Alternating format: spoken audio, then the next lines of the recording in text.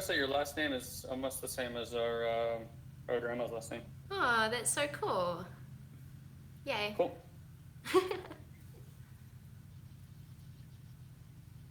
you should get a little countdown. Cool. We don't. It just shows live on mine. Oh, Yeah. Okay, cool. Awesome. well, we're live now. Check, check. Awesome. Cool. Okay. Bro, let me just share it real quick. Yep, I'm gonna do the same. I wish I could just tag. Let me see what I can do, because if I tag you, it's better than the share. Yeah, for sure. You can tag us? I'm gonna try, and then we'll see if that works. Cool. Yeah, that's a little bit funny with the tagging for some reason. Yeah, all these programs are a little bit strange about, like, which the whole point is to bring people on and tag them. Yeah, I Right? can do it.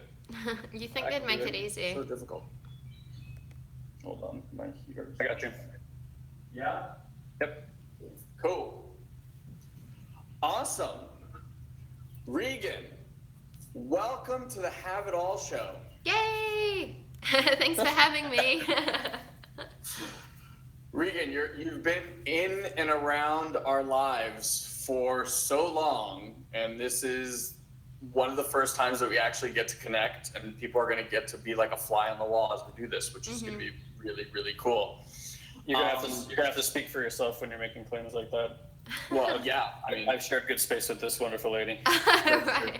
that's true. You went to their event. Mm-hmm. Yeah, we hang out all the time. Yeah, Okay, now you guys are just making me jealous. Okay? that's right. Me and this boo-boo go way back. Well, for the two people that will be on here that don't know who you are, you want to just give them a little bit of an intro about who you are and what you're up to in life? Yeah, totally. I'm an entrepreneur, I'm a speaker, a coach, and I'm really, really passionate about disrupting people's version of normal and really giving them permission to know that they can have it all and they can have it all on their terms right now if they really go within and access the truth within them. Right? Have it all show. There we go. You're on the right show. Yes. We're just bringing her home. We didn't even pay her to do that. Right. That's organic. So I like that, disrupt people's normal. Tell me more about that. Totally. Well, I think so many people are walking around and they're kind of living in this illusion and they think that their reality is just like, that's it kind of thing, you know? And they might think like one goal ahead or one step ahead, and people forget how powerful they actually are. You know, they forget that ultimately they can be, do, or have anything they desire. And you really just need to go within and choose it ultimately in order to do that. So yeah, I think people just get lost in their own illusion, and it's part of my job to wake them up and bring them out of it. How did you get to this place? Because I know we all have our journey, right? Like Right. Every coach, we kind of all have our own life story that we go through where we have our kind of moment, and then that leads us to kind of wanting to share that with others. What was your life story? Like, how did you get to this place? Totally. Yeah, I definitely wasn't brought up in this industry. I definitely wasn't brought up making money from my laptop or traveling the world. Like, it looked very different. You know, I grew up in Auckland, New Zealand, and I have an amazing family, but they were very kind of traditional, like, you know, follow the system, go to school, get good grades. And I kind of went down that path. And as a, 17-year-old, I just really didn't know what I wanted to do with my life. And so my dad was like, you know, if I had your opportunities, I would have been an architect. So I was like, all right, well, I'll go do that, right? And so I was studying to be an architect, and there was actually a lecturer there, and he got us to do a visualization, and I'd never done this in my whole life. Like, this was a new process for me. And he got us to visualize our lives like 20 years out as an architect. And I was like, cool, and I closed my eyes and I did the thing, and I literally felt sick with what I saw. Like, I saw myself like sit, it had the reverse effect, obviously, it's what he wanted, but I saw myself like sitting in a dark room, like detailing the corner of a window, like hating my life, like not earning enough money, and I was like, what am I doing, right? And I literally ran out of there. And it was in that moment that I made a decision. And I was like, you know what? I'm going to do something different. I'm going to figure out why I'm here. I'm going to figure out what my purpose is. And yeah, that's when everything shifted for me, basically. Wow. So how did that turn into what you do today? Because to go from, okay, I'm definitely not wanting to be an architect, to being someone who's, I guess the way my experience of you, and I've watched a bunch of your videos, and I know we kind of roam in the same circles, and I've seen, a few of the trainings that you've done, has always been you're super in tune. And when I mean in tune, like in tune with source, incredible manifester. I think one of the things that you're really, really gifted at is doing that for yourself and also training others how to do that. I think that's really, really powerful. And so I know that work, God doesn't come down and is like, all right, Regan, here you go. Right? Like there was a process that you went through. How did you find that this is your passion and this is what you want to do in life?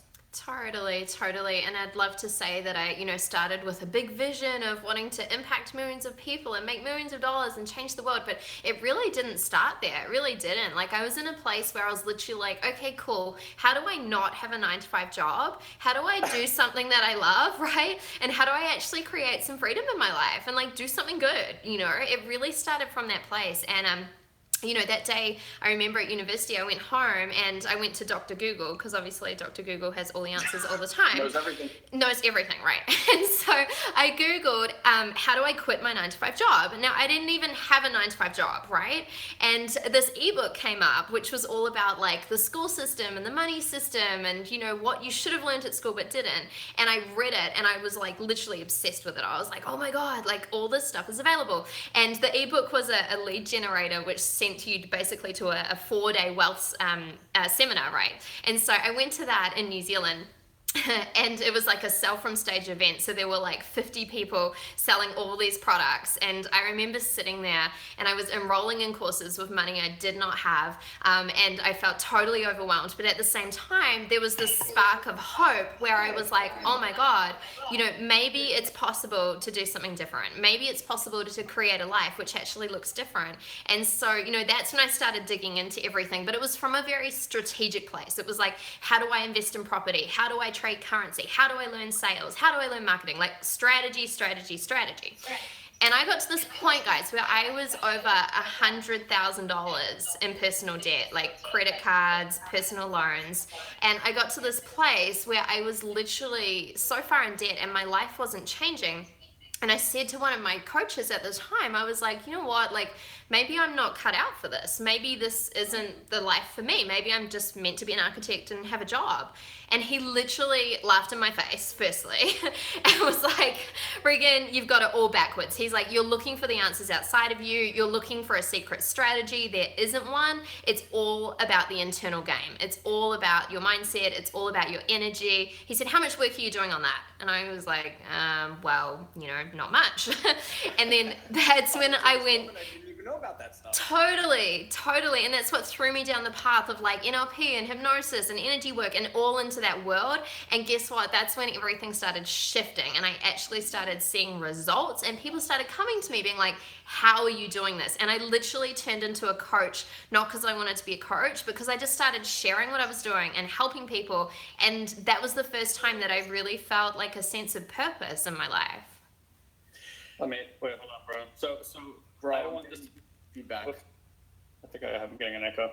I don't want this to be like the typical Regan interview, because I'm sure you get to tell that story like a million times. And I think it's important for people to have context for who you are. Totally. And the reason I'm like, all right, let's put a little pin in that one right there is because like the work that I've been exposed to, Elon has also certainly working with Marcy, who has become a great friend of yours, I know, and I got to be in an event of yours. I don't know many people on the planet having conversations, doing the type of exercises, and going ethereally as deep as some of the circles that we get to run with. And I think a lot of the personal development space, at least currently where we are, is really in kind of its own radical transformation right now, away from just simple mindset training. And I don't want to call it simple because wherever you are, it's wherever you are. Yeah. But let's, for all intents and purposes of the conversation, simple training like, hey, change your paradigm, look at reality in a different way, destroying things to recreate them. Like now I see what you're doing and I go, holy shit, this is way deeper than that. I'd love to know, like, when people are looking for resources to go way, way deeper inside themselves, I honestly feel like a kid in a candy store where I live. I'm in San Diego. It's like everywhere. I could walk down the street, throw a rock and hit a shaman in the face somewhere. But, and at the same time, like, I'm like, okay, well, how does this work get out into people? Not just get out, but in a way that makes sense to them so it doesn't turn them off.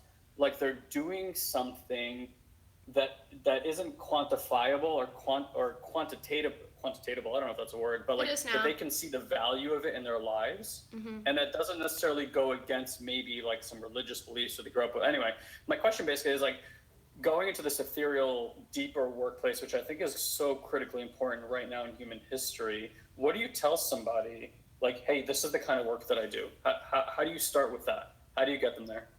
In terms of getting them into the deep energetic work, is that what you mean? Yeah, I sometimes think to myself, even as a coach, obviously, all right, like, how do you make that turn with somebody where we're not just doing your mind? We're like, hey, we gotta go deep in here, and it might look a little funny. It might look a little bit weird. We're gonna start doing some things that you don't quite understand, but these are things that have been done for tens of thousands of years that have produced results in terms of awakening people. I don't really know that there's a question in there. There's maybe more of a conversation in there. Mm-hmm.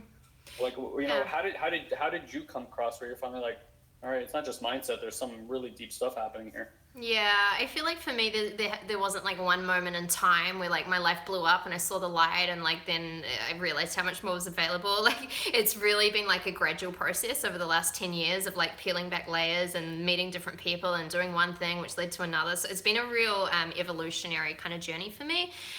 But in terms of what you're talking about, around people coming in and people that work with me and I guess having those conversations where it's not just mindset, and yeah, we will go into potentially some strange or uncomfortable or weird or potentially woo-woo places, and getting people to surrender to that. I think it really starts with you. It starts with you as a coach, as a mentor, as a leader, as a spiritual leader. It starts with your intentions. And I tend to notice that for me, the people that show up, even if they've done like none of this work before and they're brand new, they're ready and they're open and nothing freaks them out and nothing is like, whoa, what are you doing? This is so strange. They're in a full place of surrender. But that's because before they even showed up, I chose that. So I'm very, very, very clear around who I'm magnetizing in. And this is where, as coaches and as leaders, we get to play an energetic game with this. It's not about a secret marketing strategy. It's not about building the perfect funnel, which will find your unique person, but it is about like sitting there and really looking at, well, who's my soulmate tribe? And, how are they wired energetically? And what spaces are they ready to go into? And I think a lot of people look at their audience or their tribe or their clients and think, well, that's it. But that's actually a reflection of your past reality around that, right? So instead, you get to choose it right now. Who are your soulmate people? Who do you want to work with? How do they get to show up? And then by being that and being an energetic match, an energetic alignment for that, it reflects it out in your reality and these people show up around you. Does that make sense? To us, very clear. So let's define for some people like an energetic alignment. How would you say to someone like that they're thrown out of that? How are they thrown out of that? Because I know that, I think intuitively everyone knows to an extent we're being thrown out of alignment, even if you look at the body or organs or anything else. But like even on an energetic level, like a lot of people are attracting many, many things into their lives that they don't want to be. They don't necessarily see that they're even attracting it. They just think, damn, this shit's happening to me. So how do you describe to someone like, hey, look, it seems to me you're out of this alignment. Here's a process we're going to go through to push some of this stuff away, get you into greater alignment, and start looking at what you attract into your life? Yeah, look, I think the first step really is getting people clear that just having a really deep sense of radical responsibility, you know, knowing that everything that is showing up or not showing up in their life, they are attracting or they're pushing away from them, you know. And so I think that's the first step, because you're right. So many people are like, oh, this happened to me, or this isn't my fault, or but you don't understand the story and all this stuff. And it's like the moment you get to a place where you're like, oh, this is all me and this is all everything that I'm putting out or not putting out into the world, there's this sense of like, and you kind of surrender to it. And from there, we can start looking at, okay, what changes do we need to make energetically? Really looking at, okay, cool, if there's things which are showing up which don't serve you, cool, you've been an energetic match for them. So how do you need to be different in order to shift away from them? You know, and if there's things again that you're looking to call in which you haven't yet manifested, well, how do you become an energetic match for that? And so much of the work that I do with people is not a doing game, but it's a being game. And this is why my people get to tap into a place where they get to be more in the world instead of doing more. And this is where they get to then receive more, but actually do less sometimes, you know, if they choose that, right? Absolutely. I have a personal question. I know as coaches, you hit it on the head. Like, it's for us to go first. We kind of jump into that world, which allows, you know, these other people in our tribe to kind of follow in that world. So for a lot of people, 2017, you know, even in our circles, was like a very interesting year. A lot of growth and a lot of opportunities for people to kind of delve in. I'm curious, is there one or two massive takeaways that you had personally, like in your growth and development in 2017, that you're open to sharing? Yeah, definitely. There was a lot. And you're right. It was kind of a year of turbulence for a lot of people. And I feel like a lot of people really felt that, especially if they're aware of this and that, you know, the more work you do, the more you see, the more you feel, and the more you can feel this. And I think one of the biggest things for me is, in the past, I know I've done this, and I think a lot of my clients and people around me have done this. Whenever there's turbulence, we kind of mark it as a bad thing. We mark it as like, oh, it's turbulent, it should be easier, it should be flowing, like what's going on? I must be doing something wrong. And I think one of the biggest takeaways for me was having gratitude for the turbulence, and instead of going into reaction with it, instead looking at, okay, cool, like, how can I actually surf this with the knowledge and understanding that, okay, there's shifts going on right now on the planet, but guess what? It's not like fucking it all up. It's actually being stabilized. Like, we're shifting to a new place energetically and vibrationally. And as leaders, we get to ground into that. We get to stabilize into that. And we get to really, you know, sit in this place where we get to surf and feel really, really, really. She bounced off. Okay, I got her back. Are you guys back? Or am I back? I think we lost you for a split second. I'm back. Yeah. We just energetically broke all the technology. Did you just teleport? I think so. You jumping timelines on us already? So funny. I don't know where you lost me, but So we were just talking about, I don't know the exact word, but basically how turbulence, and you were reframing turbulence. Right. And instead looking as it really as an opportunity. Oh, turbulence is a great thing because it means that there's shifts and changes going on, and the planet the vibration is increasing basically. And so from this place, we get to actually, as leaders, learn how to stabilize that and learn how to find peace in that and learn how to find clarity in that instead of going into reaction and being affected by it. And I saw a lot of people in reaction last year. I saw a lot of people like shifting out of relationships and doing crazy things and and all this stuff. And, you know, cool, that's their process. But what if they had been able to go, oh, interesting, let me learn how to surf this instead. So you can rise with it rather than holding on to what's keeping you smaller and still. Yeah, it was really, I mean, even for clients, and I'm sure you noticed this too, and just friends, like really high level thinkers, and everyone was just dealing with stuff. And it was really interesting to kind of notice, to your point, how people were dealing with stuff. Right. Because it's like that uniqueness of the human being where it's like, no, you just don't understand, right? Like everyone's like, my situation is so this and so that. And you're like, yeah, but everyone's got their own thing in their own process. Right. And it was just really interesting to notice what people's process were. Like certain people are like, I'm going to get the fuck out of this country. Right. You know, like, I need out. Other people were just sulking and like, when will this end? And then there were, luckily, I think we're in a amazing community, like friends with Marcy and stuff like that, and it's just really interesting to just get these different perspectives from people constantly about, that's exactly where you need to be right now, and the massive opportunity that you have. And yeah, you can call it turbulence, and you can call it violent, and you can call it really disruptive. Yeah. That's going to give you a certain reality. Right. And you can hone it and love it and appreciate it and be so grateful for this shakeup that's happening, that's releasing all of this purging, not even releasing, purging all of this stuff from your system, so that you can energetically be more and receive more and create more. Right. And it's interesting, we've now shifting into 2018, and I'm curious, like, what your experience is now in 2018, and what you're kind of creating with this new energy that we're tapping into.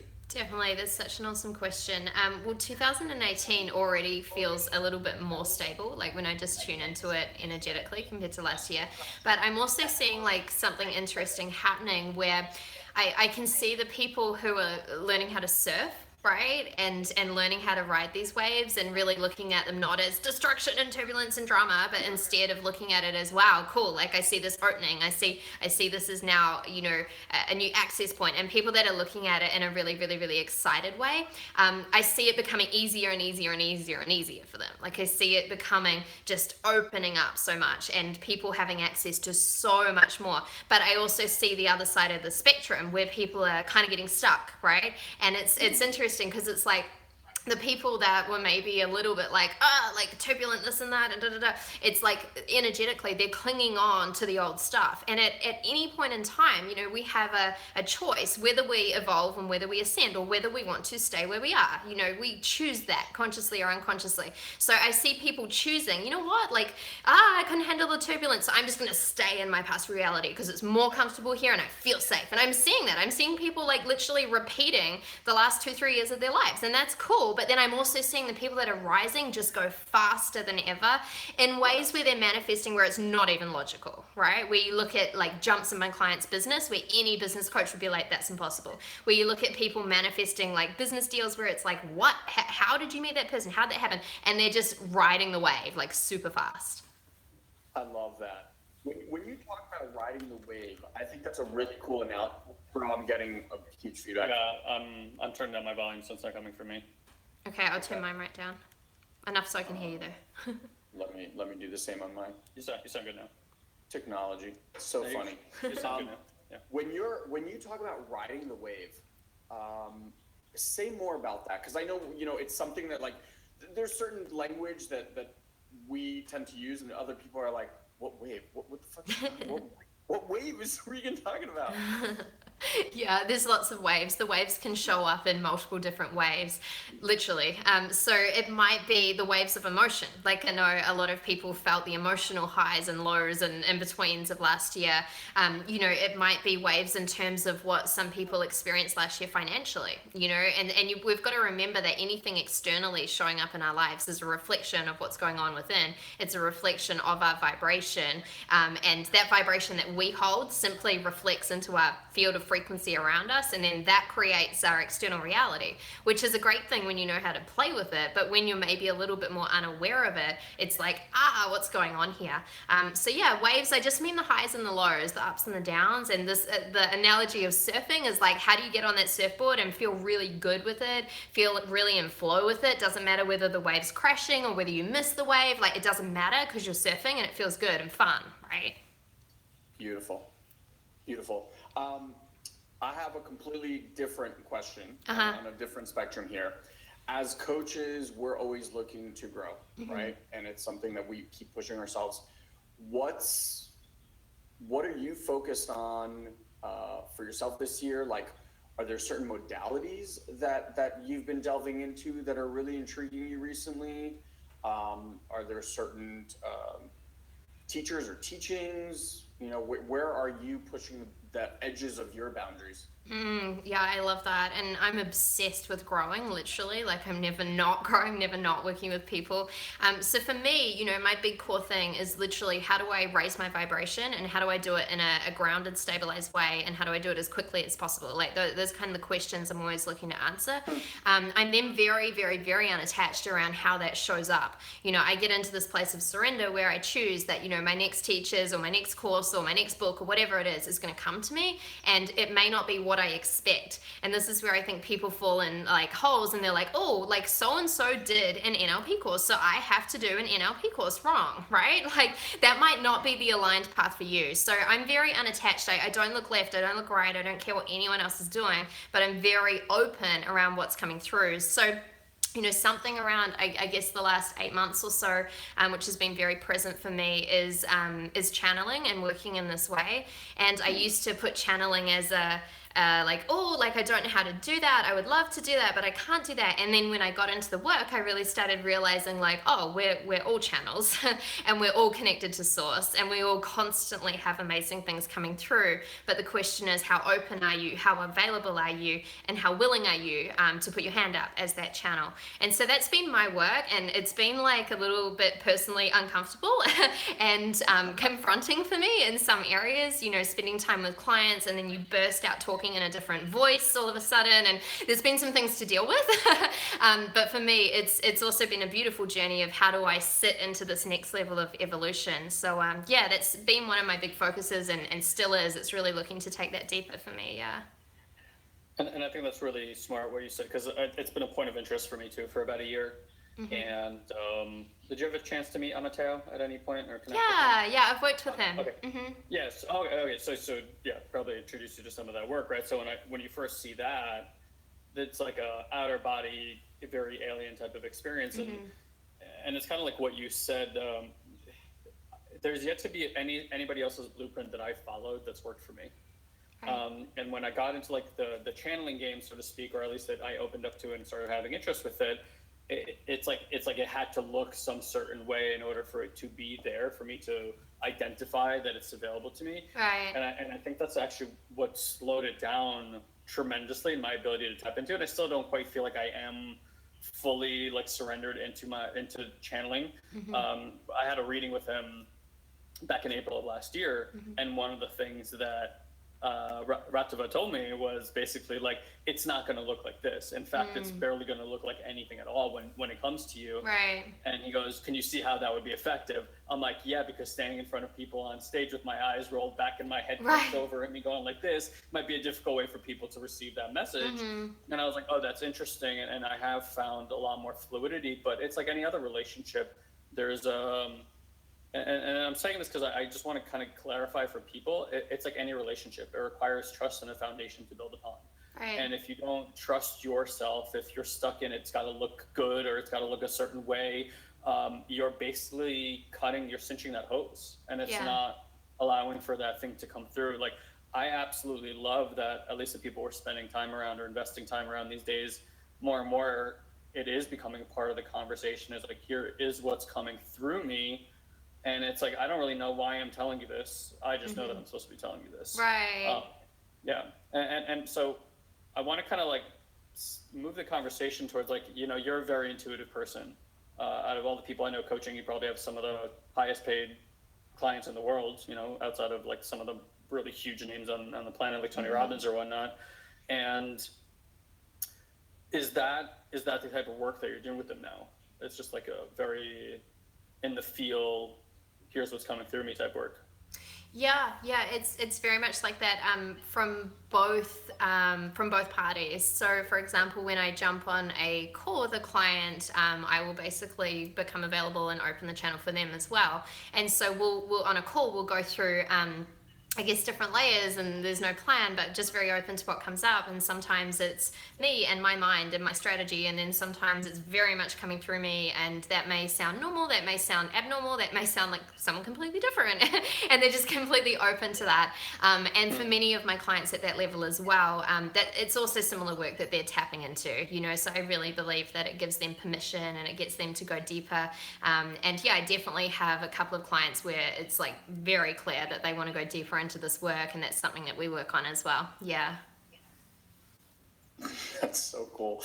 What one of the things you even mentioned, like, it takes something to be okay with showing up and having different voices come out of me and things like that. Which there are people on there like, what different voices? Like, what's she screaming? What's she doing? But it takes something to really go there with someone. Does that come from a place of like the client is open to, you have a previous conversation? Because I know the first time I even heard like guys recording, and I was like, wow. I mean, it was amazing. And it was still like, I couldn't even imagine if I actually sat in that room and watched a good buddy of ours like turn into this, other being almost like coming through him. Yeah. I'm curious, like as a coach, how do you be okay with that? And how do you kind of set that framework where you're like, okay, so this is what might happen. And someone on the other end's like, okay, I'm cool with that. Or like, no, that's going to scare the shit out of me. Yeah, totally. Yeah, it's such an interesting conversation. It's a conversation I've still been working out, even to like a couple of months ago, to be honest. And yeah, I think I've found it easier with like clients one-on-one on the phone. Like it's just an agreement. It's just like, hey, like I'm just letting you know, like this may come through. Is that cool? And generally they're like super excited. They're like, yeah, amazing. Like that's why they've hired me, right? And so they're fine. Like that's easy. In terms of like my events and my groups, same deal. Like I feel super good and super comfortable being like, hey, this is just who I am. That's why you're here. Like if you've got questions, ask me. I had an interesting scenario recently where I was at an event in Costa Rica, and I was invited in to speak. And so there must have been about, 30 people there or something. And it's interesting, I gave my keynote and it was fine. I did my thing, everyone loved it. And then there was like a closing circle at the end where everyone was kind of sharing, things and takeaways, and you're holding hands and the lights were off and And I could literally feel like this presence wanting to come through me. And I'm very, very, very aware of this presence. I'm also very aware of what it sounds like when I open my mouth, okay? And it doesn't sound anything like me. And I was in a scenario where I knew that there were people in the room where even my keynote, I could feel them disconnected. I could feel them like, this is just too much. I can't handle this. This woman is crazy. And so I feel like if I'd randomly started talking like an alien and just bursting out like this, it wouldn't have been a good thing, right? So in the moment, and it was full on for me, I was sweating, I was shaking, I was literally having to hold my mouth shut. Like it was so intense, right? It was so intense. And so I was sitting there, and I kept my mouth shut, and I really felt, you know what, this is not serving the good of the entire room. Like I need to stop, basically. And so I went home that night and I went to bed and I felt horrible. Like I felt so horrible. I felt guilty. I felt like I wasn't fully expressed. I felt like I wasn't listening to my truth. I felt like I did a disservice for the people who needed to hear that message. Like it was horrible. Like I really had to do a lot of work around it. And then I kind of went through it and I spoke to someone about it, and I came to the conclusion like, I just hadn't asked for permission. That's all it really was. And I was worried that because it wasn't my event. Oh, have you guys still got me? The screen just did something weird. Okay, am I back? You time traveled again. I'm back. It's always in these moments. You're vibrating at such a high level, you just keep... Right. Yeah, BeLive's like, can't. Too much. Stop. So you guys, you didn't ask for permission. Yeah, and because it wasn't my event, I felt like I needed to do that, and I didn't do that prior, and it was such a learning for me. If I'm invited in to speak, if I'm invited into a small retreat or something like that, hey, just letting you know, this stuff can go on. Is that okay with you? And if it's not, cool, and I'll deal with it, and then that's fine. But also, when you're working with different light beings and energies, some of them tend to have a a feeling of, you know, like, oh yeah, if 7 out of 10 people need this, then screw it, let's just say it. You know, they're not really like considerate of the entire room. It's like, yeah, most of them is better than all of them kind of thing, or none of them rather. And so yeah, that was a big learning for me to kind of get my head around. Yeah, I mean, there's definitely like, and it's like Guy said, it's building that relationship, and it's kind of understanding when and how. Yeah. So yeah, it's fascinating. Bro, did you have any other follow up on that one? No, I mean, that's kind of been your world. I think that I don't want to say we need anything. We don't need. We're getting exactly what we need all the time. It's fascinating to find people coming online like this, like all the gifts we just certainly don't have enough time to explore this year on this Facebook Live, but like something I saw a few weeks ago with my girlfriend, and like certain powers coming online and how she was able to I won't say influence people, but like light energy was coming through doing healing work, and I basically saw her like grab possession of people basically, and like motivate their actions, but in the most healing way possible. One of the most spectacular things I've ever seen. It's really exciting. You know, we were talking about what last year was, how this year is, and then from my understanding is we go through 9-year cycle journeys. Yeah. So like 2016 was basically like the last year of that cycle. 2017 is kind of what they call the Phoenix year, right? So like rising out of the ashes. Of course, then that means a bit of fire and things got to burn off and stuff like that. And then suddenly this year, and it was already coming online last year, but the conversation started really shifting, certainly in my community of people. Much more into beingness, much more exploring these, what I think most people would think is extraordinary or supernatural, which now are coming into my presence as like, there's nothing more natural. Right. Every child you're basically coming into contact with, more or less is just channeling. Well, it's supernatural. Yeah. Supernatural. Yeah. Supernatural than natural.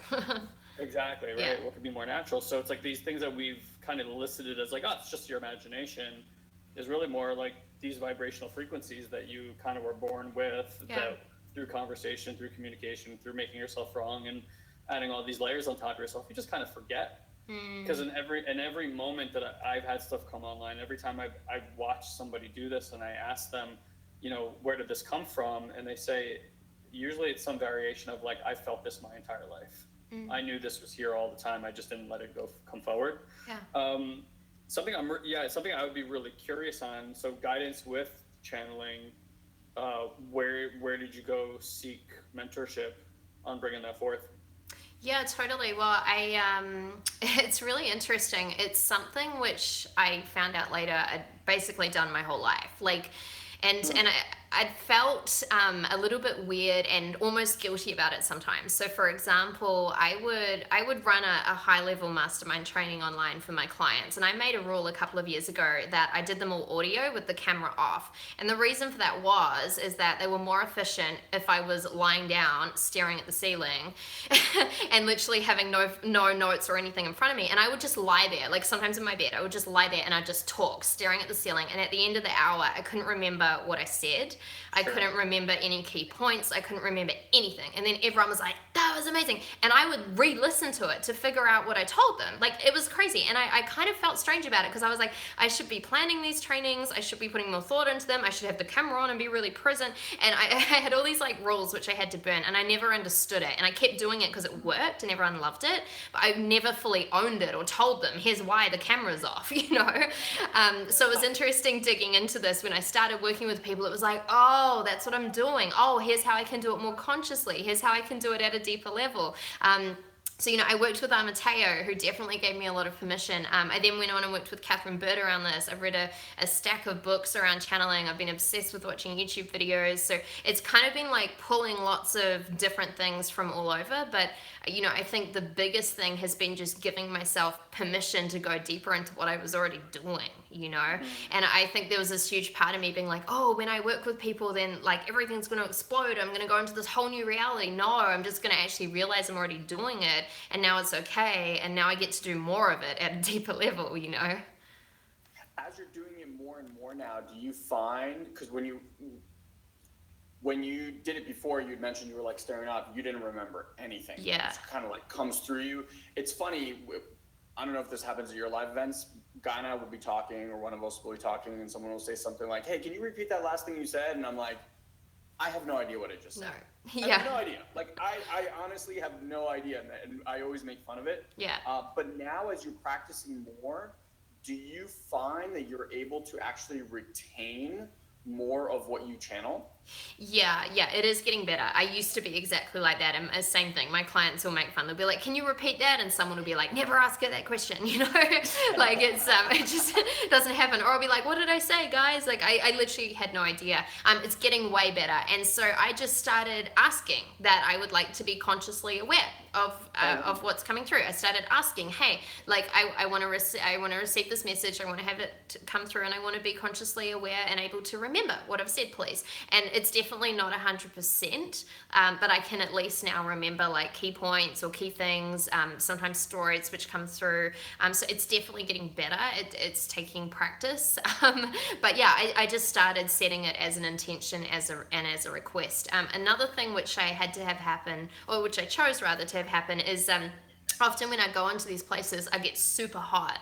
Like physically, it was kind of tough on my body. Like even with, speaking and I'd really trust myself and just let everything come through, but I'd be sweating by the time I came off stage and like sometimes shaking, and people were like, "Oh, you're so nervous." And I'm like, "Yeah." And I just tagged it off as that, even though I wasn't. I was like, "It doesn't feel like nerves," but my body was going into like nervous reaction. So that was another request. I just started saying, "Hey, like, can you please make this easier on my body? Like, can you please make this physically easier on me?"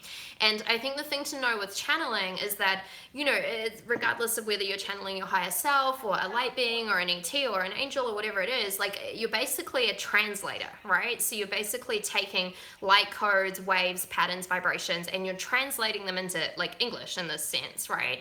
And so I just asked, like, "Hey, like I'm translating and I'm new at this. Like, can you please make this easier?" And sometimes like I need to ask them to slow it down as well, because I'll start speaking so fast that people will be like, "Hey, can you slow down?" And so I have to make a request for, "Hey, can you like slow the information waves down, please?" So I think the big thing is just remembering that it's a partnership, like you said, Guy, it's a relationship, and you're also in control of it. You don't need to just be like, "This is crazy, my body's going out of control." No, ask for it to be different if you want a different experience, because it's all available. Bro, it's like what we learned with ayahuasca. Yeah. That's another whole story. Yeah, whole other story. And I think that's what it a lot of times comes down to, and that people don't recognize, is that there's, like, whether it's the energy in your body or the energy that's available ethereally, like everything is in this like beautiful dance partnership together, and everything is communicating both up and down. And people don't talk to their bodies. People don't say, Right. "Hey, here's what I need." People don't talk to these greater energies. It's all of it. It's kind of what we were saying before, has been very predefined. We've all grown up with these very like monotone version of all these things. A few weeks ago, I had this experience, and this voice came through really like booming clear, and it kind of like looked at me funny, like that's how I felt. It was like, "Hey, dude, it's your consciousness. You think there's only one way to use it?" It was kind of just like laughing at me, like you can explore so much more than what I even thought, and that's just kind of the frequency that came through. Right. And I thought it was like kind of a hilarious moment. I'm like, "Oh yeah, there's like this all these doors I get to open. Like this thing could probably do God knows what." So I think that's so important. I really saw a big shift in my life when I started intentionally going to bed and asking my body for certain things. Totally. 100%. Definitely. And the ease and flow of life, certainly. Mm-hmm. So I want to just highlight that. Definitely. Yeah. What are you most excited for this year? Like, what would you love to see? Like, if at the end of this year this happened, you'd be like, "Damn, that's surprising." Oh, it's such a funny question, because I feel like everything I'm manifesting, I already am in a place where it's done. Sure. So it's kind of like, well, it can't not happen. But yeah, I mean, there's lots of cool, goals on the outside and things that I'm doing. Like I'm releasing a movie this year and writing a couple of books, Nice. and that's all fun stuff. But I think more than anything, it's an impact game for me. Like I'm in this place where, especially in my education business, it's like everything is just so good, and I feel like I love our products, I love our team, I love our clients, like everything's amazing. But the question for me is, how do we impact more people? And so we're really in a place of how do we scale and automate, but do it in total alignment and do it in a way where we get to, break the normal rules of like, here's the next place we would go to, and instead just like quantum leap that and be in this place where it's like, cool, like we proved that was possible. So we're kind of just pushing the boundaries, but it all ties back to impact and how many people can we touch and wake up and shift and inspire. That just, I got like a ping to ask you, because it's I feel like it's so funny. Every great coach, that's it. Like, it's all about impact. And if it was all up to us, it'd just be like, hey, all I want to do is work with really awesome people. Right. Bring me the awesome people. And yet there is this kind of other world that we're all in, which is, this online space, and then comes in like marketing and funnels and lead magnets and all this stuff. And our experience, and I'm just curious, like, as you're scaling, what your experience is right now. Our experience has always been that every time we follow a formula that someone, says like, this is the way that you do this, it never works for us. Oh, I totally agree. It's exactly the same. Yeah. And I tell my clients it as well. Yeah. So I'm curious for you now, like, obviously, like, in scaling it, I think you mentioned this earlier about, creating the vibrational frequency to allow for these people to show up and things like that. How are you finding it to merge these two worlds where it's like, on the one hand, we kind of know it has nothing to do with any of that. Right. On the other hand, that's kind of where like human beings are today. So we want to create that vibration and almost like permeate it into that world, because look, that's where people are. We could sit on top of a mountain and go like, I'm vibrating, come to me. Yeah. But that they're not going to find you. So how are you handling that kind of balance in that game? Totally. And I have people ask me all the time, actually a lot on interviews, like, Regan, what did you do to get to $1 million in your business? And they're looking for like the steps and what products I launched, and I won't tell them. And it's not because I'm secretive, it's because it's like, it's not going to help anybody. Like, if someone else takes this formula and copies it, it's not going to be in alignment, it's not going to work, right? And so, it's the same thing with my business now. Like, I'm never looking at, like, what are the steps to scaling from here to here? I'm never looking at, like, what is the secret Facebook ad funnel strategy? Like, I really don't care. But you're right, we're going to use those tools. But the first step, which so many people miss, is the place where you get to go within and ask for guidance. And you get to listen to the nudges and the pulls and act from that place. I got a very clear message, for example, in ceremony in Peru around my business. And I was asking questions like, okay, how do we scale to this place? And I got a clear answer. I had basically a product in my business, a live event, which was doing over $1 million a year. And the clear answer was, shut that product stream down. And I was like, okay, like, this is not logical. Like, that's cutting, like, give me another message. Right. I was like, that's not convenient. Right. And it just kept coming back. And I sat on it for like a month, and then I was like, you know what, fuck it. Like, worst case, we can bring it back. And so I cut it, and then that's when everything opened up. And, different ideas, different product screens, like everything happened. And I was like, okay, I get it. And so it's not always doing what's logical, but it's going within, it's listening to the pulls and the nudges, it's then acting from that place, and then going, cool, what do I need to strategically support that, instead of what's the strategic answer, and looking outside of yourself to try and figure it out. Love that. That was beautifully said. That is, for all of you people listening, that is marketing gold. Right. Yeah. Oh, have we lost Alan?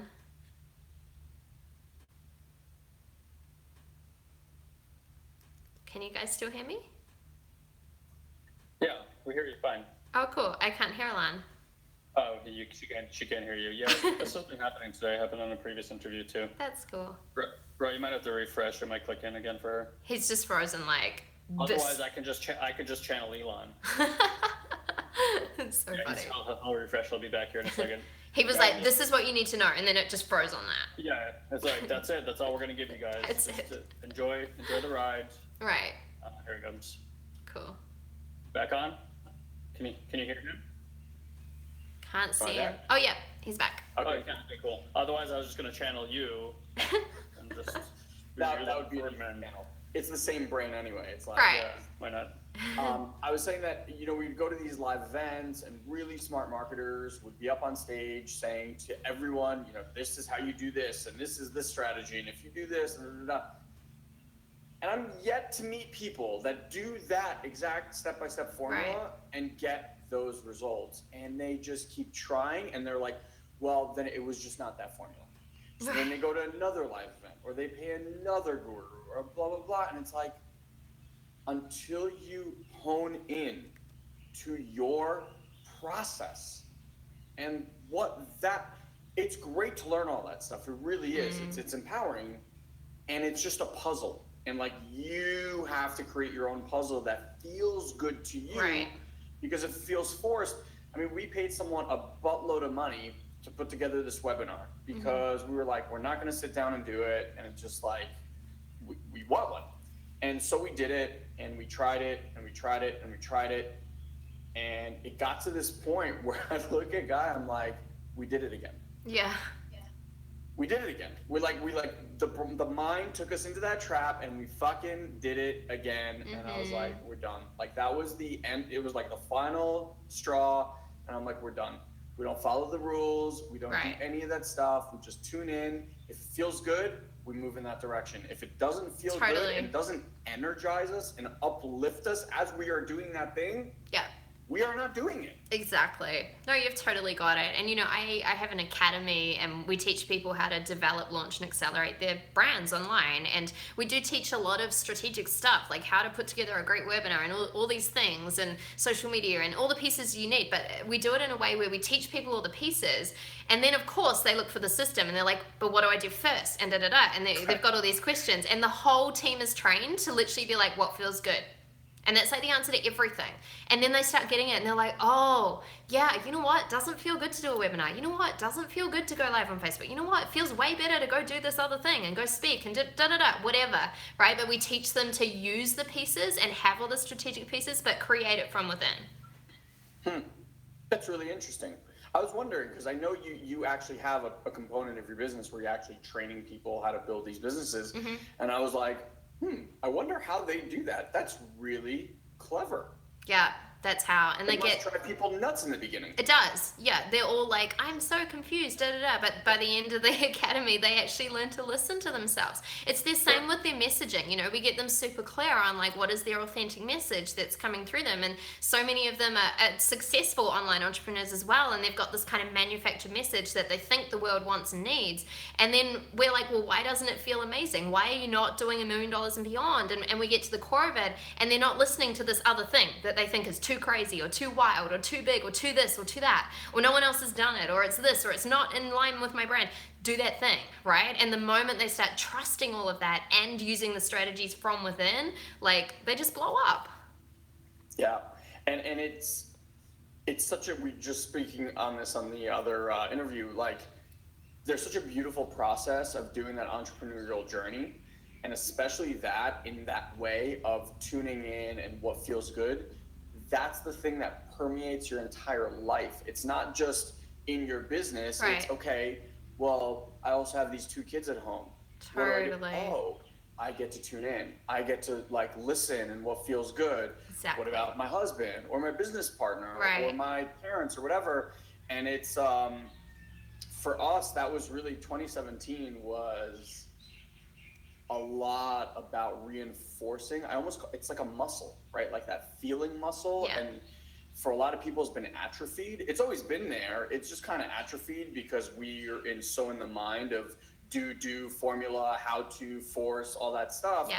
And it produces great results for a lot of people. And then they're like, by the way, just so you know, with a lot less effort, there's this whole other place. And they're like, but it doesn't work. It's so funny. So yeah, it's beautiful. And then, it just like reminds me of the channel thing. It's the same thing. It's just this muscle that we're now remembering, oh, I have access to this and I can cope with this. And the more you trust it and the more you use it, the more you learn with the nuances. And that's really, really beautiful. Yeah. I love that. Thank you for sharing it. Totally. And so many like of the cool, big, massive things that have turned up in my life have been because I've been totally illogical, because I've done the opposite of what someone else said to do. It's because I've said like no when everyone else thought I should have said yes. Like it was those moments that where I trusted and surrendered and listened to my intuition of what was coming through, even though I'm like, this is not logical. Like there was a scenario, a couple of years ago, a year and a half, whenever it was, and I was being paid like 20 grand for a keynote in London, and it was like 4,000 people, so it would have been the second biggest audience that I've been in front of, and it was all booked in, like everything, and a month before it, like I got this message like, don't go, and I'm like, but that's crazy. Like, of course I'm going to go. And then this other event came up in Mexico, which I was not speaking at, just to attend, right? And I'm not a big, like, events, mingle kind of person. Like, I'm a total introvert. I prefer to just hang out with 5 people and, like, have great conversations. I was like, this isn't really my thing with 300 people. And I tuned in, and it was like, no, cancel the speaking engagement, go to Mexico. And so I rang my friend of mine. I'm like, I'm not coming. And he's like, what? We've done all the marketing. Like, he was furious at me. I'm like, I'm sorry. He's like, why? I'm like, I feel I need to go to Mexico. He's like, okay, whatever. Like, and I went, but I ended up meeting my partner there. I ended up meeting a business partner there as well. And down the track, I ended up signing a contract with Mind Valley, and I met the CEO of Mind Valley at that event. So none of that would have happened unless I'd listened. And for so many people, they wouldn't have been able to say no to a $20,000 engagement that was already locked in and paid and super good for your brand and your business. And so it's those moments where the magic happens. So good. And I do think that's interesting, and we could probably start wrapping up, but like I do think it's interesting with our clients too. I'm sure you would attest to this as well. Is like time and time again when people say that, just extraordinary things happen. And if you're like, well, show me the evidence, it's the fact that you're looking is what's actually closing it. It's not allowing for it. It's more and more what I see is that which I want, like whatever you seek seeks you. If you seek it with attachment, it's moving away from you with equal and opposite force. Totally. And it's like it just is basically telling you like, look, we're gonna handle it. You just have to kind of not have an opinion. Like, exactly.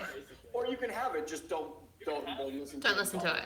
Apply force when it's there. It's like notice it. Be like, yes, there is a judgment. There is this thing. This is illogical, right? Like you thinking it's illogical doesn't make that stuff stop. Yeah. But if it's illogical and you apply force and take action with that, when there's a super strong feeling. And again, everyone knows this. You've been in a relationship that you knew you should have been out of a long time ago, or a business partnership, or a location that you should have moved from, or whatever it might be, and we don't listen, and then we just sit in pain all over and over again, trying to figure it out and logicking how to make the pain go away. And it's like, I'm telling you, just stop doing this, basically, right? And there's this other beautiful opportunity over here. Totally. And I just think it's remembering that you're fully supported in this process, and the universe has your back, and the universe really is trying to give you everything that you desire and so much more, all the things you don't even know you want. Like it's lining up for you, but it's your job to listen. It's your job to surrender to the process and to say yes, instead of trying to control it and think you have all the answers by trying to control it with the small limited perception that we actually have. Absolutely. And I will just kind of leave it with this. That voice that we're talking about and the thing that Regan was tuning into, I would venture to guess, not to put words in your mouth, but a few years prior to that, or maybe even a year prior to that, had you received like that message, it wouldn't have been as clear. It probably would have been a little more muddled, and you maybe would have even disregarded it, because your connection to that voice was different than it was at that time. Totally. And there were times where it was muddled and confusing, and then times where it was super clear, and then I chose not to listen, or my mind came in or doubted it, or then went, but what if this and what if that? And I think the big thing to know is like your soul knows, like the gut reaction within 3 seconds of what you hear and feel and receive, like you can feel that, but we're not shown as kids to trust that. We're shown that no, we need to figure it out and follow the teachers and the system and all this kind of stuff, and we disconnect more and more from it. And this is a lot of what I say to my clients, like I'm not teaching you anything with this energetic stuff. I'm just helping you remember what you already know. Like I'm bringing you back to your natural state. Regan, I just want to, as we wrap this up, I just want to let you know that as you just spoke, something occurred to me that had not occurred to me around my children.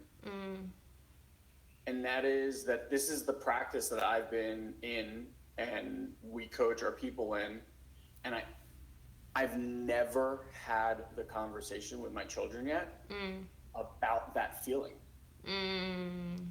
And trusting that feeling. I'm literally going upstairs after this call and having this conversation with them. So thank you. That's amazing. So cool. And what a beautiful way to parent. So amazing. Yeah, amazing. Regan, so just great to be in your space. You're so open and in tune and present. It's just brilliant. Thank you. Yep. Thank you so much. And I just want to say, for everyone who listening, will listen, etc., I have a bit of a challenge for you, right? Because one of the things you might come off of this type of thing is with the question of what I'm starting to call the how do I's. So it's like, but how do I? Like I've tuned in so much when people say that, because I know the moment they're saying that, they're moving further away from the thing that they're trying to understand. This can't be understood through logic, linear thinking. It just needs to be tested through faith and trust. And what that looks like is like, hey, look, for a week, don't make any decisions unless they come through intuitive hits. And it's not even like a decision, like something comes through, it feels a certain way, it guides you towards some kind of action. Just trust that and follow the thread. Try it for 7 days. See what you notice. Because those are the frequencies. As you start noticing those frequencies in your body, you are going to probably notice like, whoa, that's kind of been there a long time. Kind of like white noise is always kind of there, but you don't really hear it unless you're tuning into it. There's all these frequencies in your body that are kind of like white energy that we're not really tuning into, that are just there all the time. There's not enough evidence that the three of us or that anybody else who's working with these type of processes can show you to provide you with scientific evidence, although it does exist, that's going to give you access to it. No more than us talking about a bicycle is going to give you access to riding a bicycle with balance.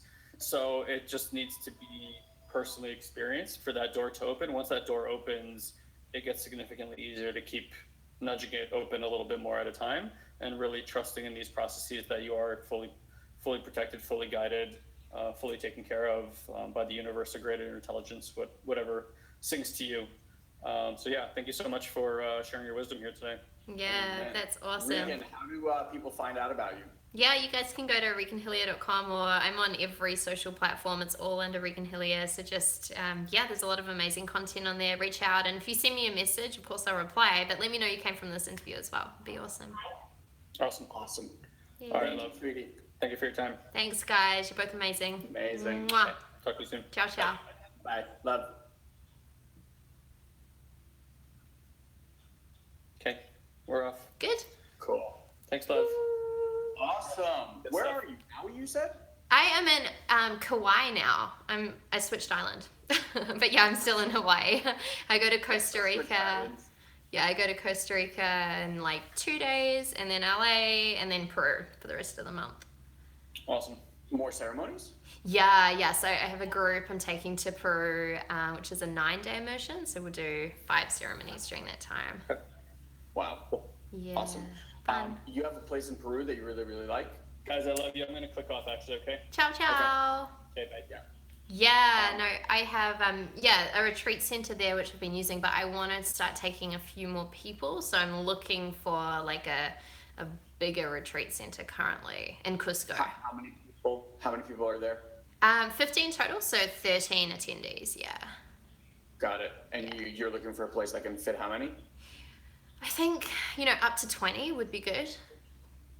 Do you know Maria, right? Yeah. Maria Teresa Chavez? Uh-huh. Okay. She has a